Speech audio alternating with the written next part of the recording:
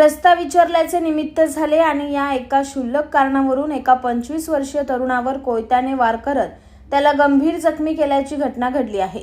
धीरज जावळे असे जखमी तरुणाचे नाव असून त्याच्यावर खाजगी रुग्णालयात उपचार सुरू आहेत।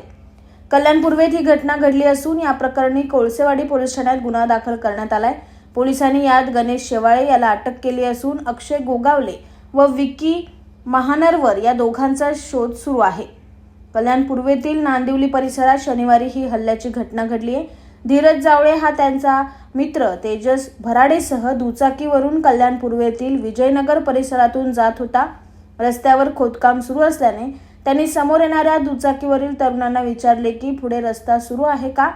या साध्या प्रश्नावरून समोरच्या तरुणाने धीरज याला शिवीगाळ करण्यास सुरुवात केली। धीरजने शिवीगाळबाबत विचारणा केली असता त्या तिघांनी धीरज आणि त्याचा मित्र तेजस यांना मारहाण करण्यास सुरुवात केली। या हल्ल्यातील एका आरोपीने धारदार कोयता काढून धीरजच्या डोक्यात वार केला। हल्ल्यानंतर दोघे जण घटनास्थळावरून पळून गेले तर तिसरा आरोपी गणेश शेवाळे याला नागरिकांनी पकडून पोलिसांच्या ताब्यात दिले आहे। कोळसेवाडी पोलीस ठाण्याचे तपास अधिकारी संदीप भालेराव यांनी सांगितले की सदर घटना शनिवारी रात्री घडली असून या प्रकरणात गणेश शेवाळेला अटक करण्यात आली आहे। उर्वरित आरोपींचा शोध घेतला जात आहे। लवकरच त्यांनाही अटक करण्यात येईल। कोळसेवाडी पोलीस स्टेशन येथे काल रात्री 1 वाजताच्या सुमारास तक्रारदार तेजस बराडे यांच्या तक्रारीवरून 3 इसमांविरुद्ध भारतीय न्याय संहिता कलम 109 जीवे ठार मारण्याचा प्रयत्न करणे प्रमाणे गुन्हा दाखल झालेला आहे। तक्रारदार तेजस बराडे व त्याचे मित्र धीरज जावळे असे दोघे मोटरसायकलवरून मित्राला भेटण्यासाठी जात होते। त्यांच्या समोरून एका मोटरसायकलवर 3 जण तरुण आले। तक्रारदाराने त्यांना समोर रस्ता चालू आहे का अशी विचारपूस केली असता समोरून आलेल्या तिघांनी त्यांना शिवीगाळ केली।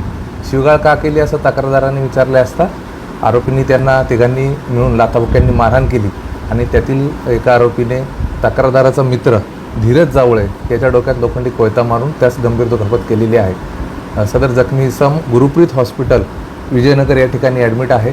सदर गुन्ह्यामध्ये आरोपी नामे गणेश शेवाळे यास अटक केलेली आहे। त्याच्याकडून सदर हत्यार देखील जप्त केलेला आहे। गुन्ह्यात वापरलेली मोटरसायकल देखील जप्त करण्यात आलेली आहे। उर्वरित 2 फरार आरोपी यांचा शोध घेण्याचं काम सुरू आहे।